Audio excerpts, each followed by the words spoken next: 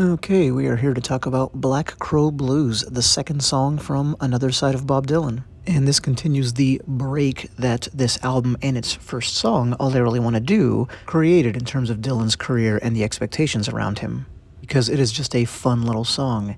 It's just about 3 minutes, a little bit over, not much. Only has 177 words, which is nothing for Dylan, even less than the last one. Just by way of comparison, that's one word more than the Beatles' I Want to Hold Your Hand. So it's just a short little banger. It's a great song, but a great little song. It has a very rollicking sound with Dylan playing the piano and the harmonica. It's just him. First time he plays piano on a record. Dylan's piano playing is not sophisticated. The sound he gets out of the instrument is very charming, and it powers the song. It reminds me how in a later recording session he asked for advice. I can't remember which record, but a little bit later in his career, he asked for advice from this other musician who was, much more accomplished on the instrument, and he said he didn't want to give Dylan any criticism or advice because, quote, it would be like telling Picasso he uses too much red, end quote. The piano-harmonica combination is really effective. It's a nice welcome change from the more standard guitar harmonica, which Dylan, of course, didn't invent, but man, did he popularize it. Here's Bruce Springsteen doing it. What else about the song? It's 5 stanzas with 7 lines each. Like with a lot of Dylan's songs, it's structured more like a traditional poem than a pop song, right? So there's not a bridge verse, and it has no refrain at all.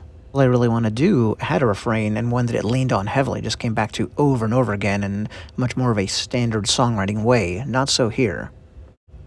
When it comes to inspiration, sometimes, of course, Dylan takes a song and it's absolutely the model that inspires this new song, or he'll take 2 influences, kind of mash them up together in a very interesting way, and then produce something original. When it comes to this song, people have proposed that it might be based on Robert Johnson's Kind-Hearted Woman Blues, Richard Rabbit Brown's James Alley Blues, which is a great song if you've never heard it, and even Harry Belafonte's Calypso sound. And while Dylan was no doubt a fan of all 3 of those, I find all of these to be a bit of a stretch. This is just not one of those cases where you can see, aha, here was the starting point for this song. The song would definitely be classified as a blues number, but it's a pretty peculiar one. It's got this kind of saloon sound, and some surreal, maybe even psychedelic touches in the lyrics as we get a hint of what's to come in Dylan's career. Speaking of possible inspirations, here's a painting by Van Gogh, said to be his last one, or often said to be his last one. It's also been thrown out there as a possible inspiration or part of what created this song. We have no evidence whatsoever if that was the case. I would expect one other hint in the song if it was related. The mention of wheat, just anything. The article that I'm showing you here, Black Crow Blues, from the site Untold Dylan, mentions a Dutch writer, a prolific Dutch writer named Carmagelt. Probably mispronouncing his name the same way I did with Van Gogh, but I'll just pronounce Van Gogh in the standard American way. And it says that, quote, the 5th final verse has the same punchline as Carmagelt. Black crows in the meadow across a broad highway, end quote.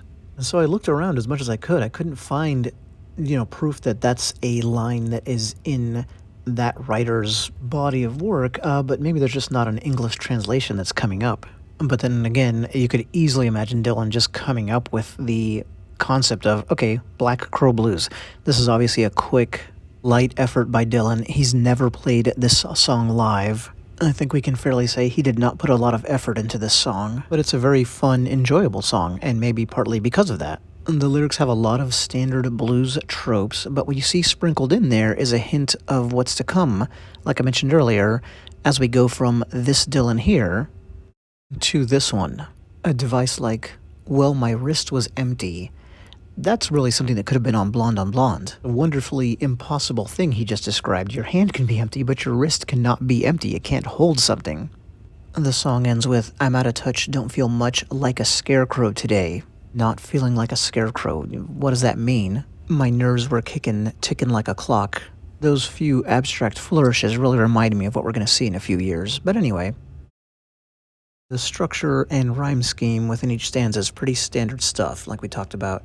So notice lines 2, 4, and the final one. Out, out, about. So the first 4 lines are always A, B, and then the B sound comes back at the end. You notice in this opening stanza, the W sound is used 11 times. In the next one, we've got standin', listenin', kickin', tickin'. The S sound is kind of used the way W was above. Standin', side, listenin', standin' again, side again, listenin' again, wrist. And I don't know what it means to listen to a billboard knock. That could be another slightly surreal touch, but I don't know, maybe that's the wind. I've never stood near a billboard and heard a knocking sound, but theoretically I guess that's possible. Best thing here is the final couplet, but my nerves were ticking like a clock. Last word from the first line leads directly into the first word from the next line. Same thing happens in the next verse with, you can come to me sometime, nighttime, daytime, anytime. So this time he takes it from end of the first line, start of the next line, end of that new line, to the start of the third line. Now to the penultimate stanza, sometimes I'm thinking I'm. Well, so sometime I'm. That works to keep things rolling. Sometimes I'm. That's a very Dylan thing. With words like you got a lotta nerve. Here's a painting by Bob Dylan of a highway because we're at the final stanza, and I'll just maybe rattle the whole thing off. Black crows in the meadow, sleeping across a broad highway. Black crows in the meadow, across a broad highway. It's funny, honey, I'm out of touch, don't feel much like a scarecrow today. This last part is one where he departs from the official lyrics. I think the important ones are the ones that are on the record, so sleeping across a broad highway, the first time you see it, that's the line as he's singing it. The next time it's just across a broad highway. And in the official lyrics, it's I just don't feel much, but instead, the second to last line is I'm out of touch, don't feel much. Right before that final stanza, by the way, we have a wonderful harmonica and piano break, but the harmonica really comes into the fore, so that kind of functions as the bridge. Let's put up another Bob Dylan painting. This is as close as I could find to him painting a billboard. One other thing I'll jump back to in the penultimate stanza I forgot. Too high to fall. Sometimes I'm thinking I'm too high to fall. That's again slightly abstract. What does that mean? Like the higher you are, the more in danger you are of falling. Like that doesn't make any sense, but in a good way. It's contrasted with a similar device that happens to be the opposite at the same time. Other times I'm thinking I'm so low I don't know if I can come up at all. Well, so that makes sense logically. I'm so low I don't know if I can make my way back up. I like that inversion, and by the way, so low, again, has that same trick with, like, sometimes I'm. Well, you'll notice I didn't deal with kind of the content of the lyrics in a way. It's because they're not terribly interesting. I mean, the story of the song. He's waking up on his own, he's wandering around, right? So it's just real, again, standard blues. He's on the road thinking about his lost lover, but this is not a coherent tale, and some people want to tie this song, again, back to his breakup with Suze Rodolo. If this is about that, he doesn't seem to care very much. I mean, there's no attempt to convey any real loss. I think this is just him having fun, slightly twisting the standard blues template, musically and lyrically.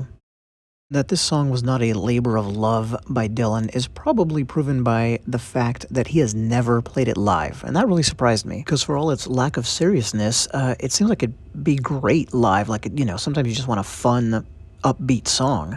Short one that mixes things up, kind of the way he often uses, most likely you go your way and I'll go mine.